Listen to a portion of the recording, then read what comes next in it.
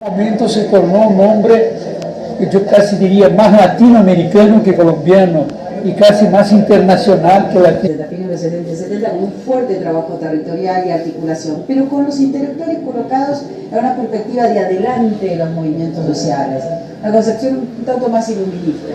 Yo lo que estoy viendo y percibiendo, por ejemplo, en el caso argentino y en otros países de Latinoamérica, hay una...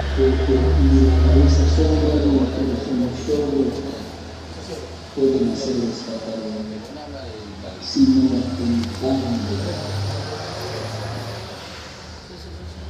situaciones de este tipo. De acuerdo al video que acabamos de ver, quiero resumirles una parte de eso, del libro y del video que les había comentado, sobre Orlando Falsborda. Es el creador de la IAP, ¿sí? IAP. Ahí, como decía en el video, es investigación, acción participativa. Toda investigación nos debe llevar a la acción, pero no de una forma simple como una técnica más. La acción debe ser participativa y convertirse en una filosofía de vida. Este se convierte en un sentipensante. Ustedes escucharon en el video que hablaban de sentipensante, ¿cierto? Que es involucrar el corazón, pero también pensar, la cabeza. O sea, la entendemos, la palabra la entendemos con solo leerla, con solo pronunciarla, sentipensante, ¿sí? Y Falsborda decía que cuando él vio esa palabra, la sacó en el momento de que el campesino dijo: nosotros trabajamos con el sentimiento porque amamos nuestra tierra, porque amamos al campesino, porque trabajamos en comunidad, pero también utilizamos la cabeza. O sea, como quien dice, a nosotros no nos emboban tan fácil, ¿sí? Utilizamos también. Y entonces, de acuerdo a esta palabra, nosotros como cristianos, ¿realmente utilizamos la sola cabeza o el solo corazón? ¿O si realmente estamos utilizando la cabeza y el corazón? ¿Quién quiere aportar sobre eso? Porque, por ejemplo, cuando nosotros vemos la necesidad de una persona, vemos, por ejemplo, un indigente o una persona que ha caído en el alcohol, entonces a nosotros nos ve y vemos a esa persona y nos duele, y nosotros pensamos si Dios tratara con esa persona, si yo fuera a darle el mensaje a esa persona, entonces ahí yo estoy utilizando la mente y el corazón también. Entonces es importante utilizar las dos. Encierra todas las áreas del cual tenga cualquier carrera, sentipensante, que todo nos lleva a la meditación. Ni la cabeza ni el corazón puede solo, ¿sí? Hasta ahí entendemos. El video que estábamos viendo, me surge esta pregunta: ¿por qué la sociedad se muestra apática a las cosas de Dios? La palabra lo dice, este pueblo se va a perder, mi pueblo se pierde por falta de conocimiento. Entonces, para sacarlos de esa ignorancia, pues eso es lo que debemos hacer los cristianos, sacar a la persona de esa ignorancia y compartirle el conocimiento de Dios. De acuerdo a la respuesta que acabo de dar mi hermana, la pregunta que quiero hacerles es: ¿quiénes son realmente los culpables?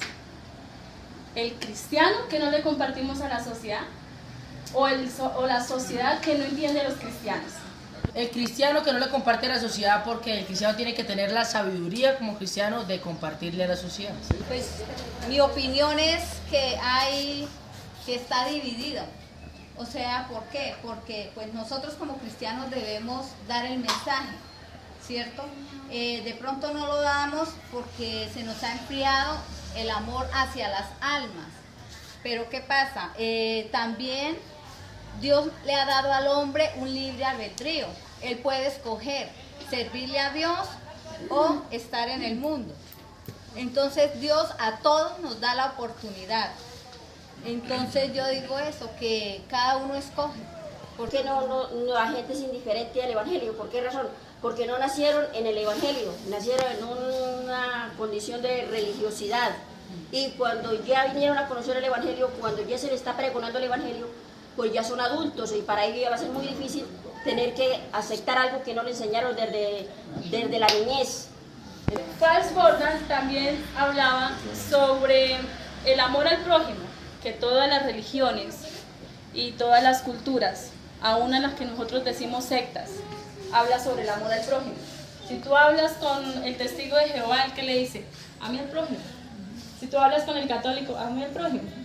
Si habla con nosotros, ame al prójimo, ¿cierto? Y él dice, en forma argumentativa, digámoslo así, él dice que esta frase es la que va a ser el cumplimiento de todo, que toda rodilla se doblará. Porque por el amor al prójimo es que quizás todos vamos a llegar a Cristo, ¿ya? Ese amor al prójimo.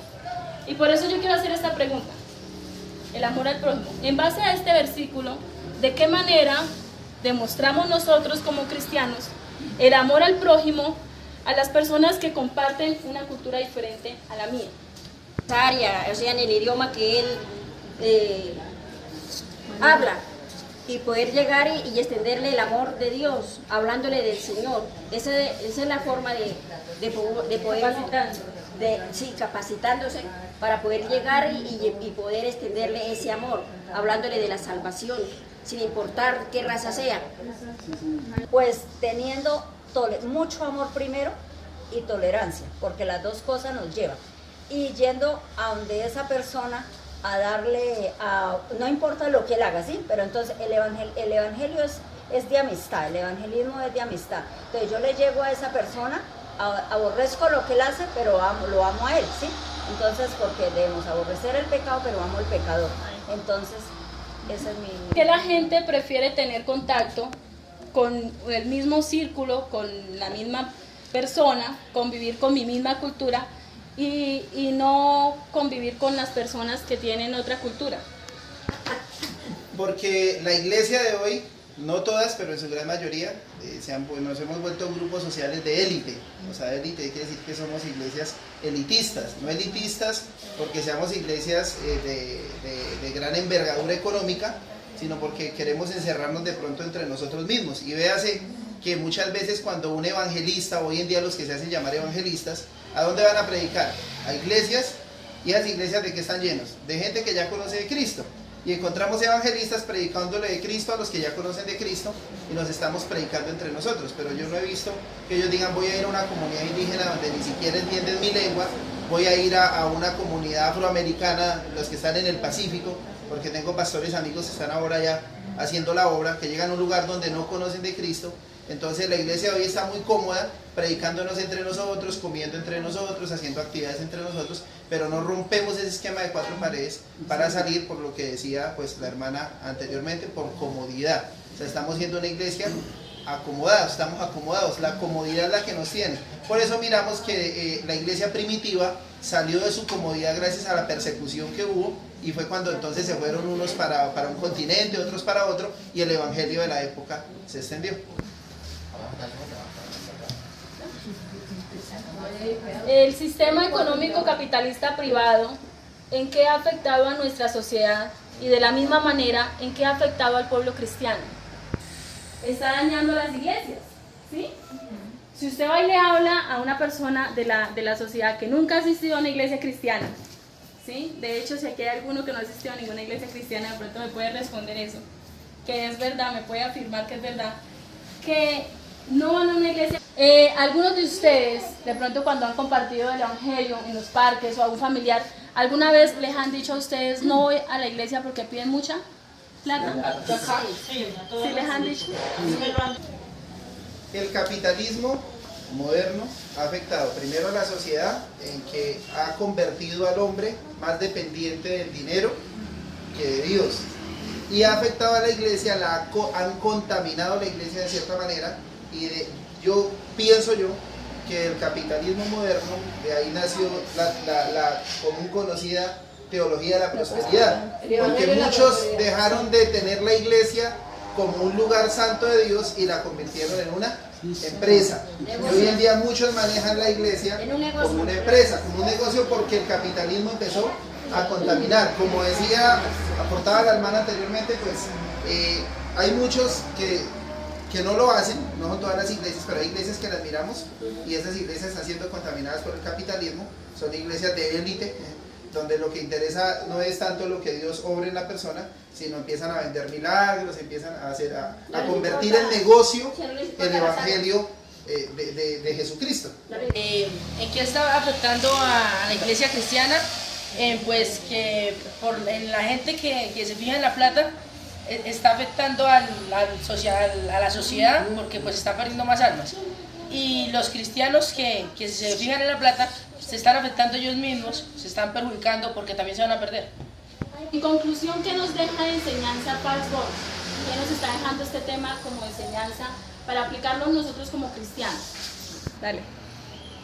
Bueno, yo miro a Faxborda y nos enseña que, bueno, por cosas de la vida él escogió la cultura boyacense, de la que él quiso aprender, pero si miramos, él se hizo boyacense con los boyacenses para poder aprender, para peinar los problemas sociales que hubo. Si miramos, esto lo impulsó a querer sugerir una reforma agraria, que lo decía en el video. Entonces, si miramos en la Biblia, Pablo dice que le tocó hacerse romano con los romanos, griego con los griegos, gentil con los gentiles. Entonces, Faxborda, que aporta de manera social a nosotros como cristianos, pues que yo tengo que hacerme a veces, no ser pecador, pero sí introducirme en ese mundo, sabiendo que estoy en el mundo y no soy del mundo, y para podérmelos ganar, ¿sí? ¿Qué quiere decir eso? Pues que yo conozco y he visto en mi ministerio personas que se han ido a una cantina a sacar un hermano que hasta ahora estaba llegando y que se fue a tomar y se midieron y dijeron, hermano, esto acaba la vida de la persona. Él se fue, no se fue a tomar, fue a sacarlo de allá. Entonces nosotros muchas veces estamos, como les repito nuevamente, en la comodidad, porque yo sí quiero ir a visitar una comunidad indígena, sé que me toca dormir en el piso, sé que no voy a comer lo que como en casa porque ellos, pues en algunas comunidades no comen muy bien. Entonces Faxborda lo que hizo fue ir e introducirse dentro de esa sociedad para aprender. Entonces yo quiero ganarme a los que no me he ganado, como hablo yo de las comunidades, de otras sociedades, pues yo tengo que ir y hacerme con ellos. La hermana hace un aporte muy bueno de que debemos aprender, digamos, el dialecto de ellos. ¿Sí? Entonces eso fue lo que me aportó a mí. Yo sé que al grupo, pues, Faxborda.